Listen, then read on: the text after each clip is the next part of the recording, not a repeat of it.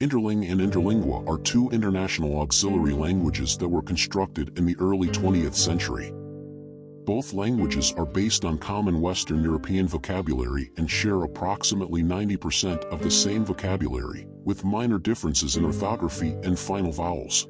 The beginnings of Interlingua date back to 1924 with the foundation of the International Auxiliary Language Association, IALA, by Alice Vanderbilt Morris and her husband Dave Hennon Morris.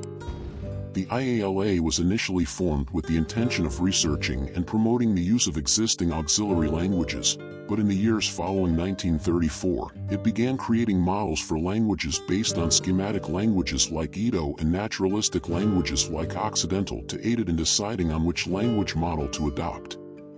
In 1951, the IALA published Interlingua de IALA, which became one of the most widely studied and used international auxiliary languages. On the other hand, the beginnings of Occidental Interlingue can be traced back to 1894 when its founder, Edgar de Waal, left Esperanto to create his own language after a vote to reform Esperanto failed. De Waal spent the years in between collaborating with other auxiliary language creators and working on his own language, which appeared for the first time in the book Transcendental Algebra by Estonian linguist Jacob Lindsbach in 1921. Followed by its announcement in the magazine Cosmoglot in February the following year. Both Interlingue and Interlingua are promoted as languages with an international vocabulary and minimal grammar, and are often referred to as a form of modern Latin.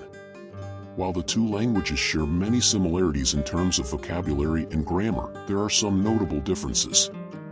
For example, derivation from verbs in Occidental Interlingue is regularized as much as possible using de Waal's rule, while in Interlingua, such a rule does not exist, and so-called Latin double stem verbs are brought in without changes.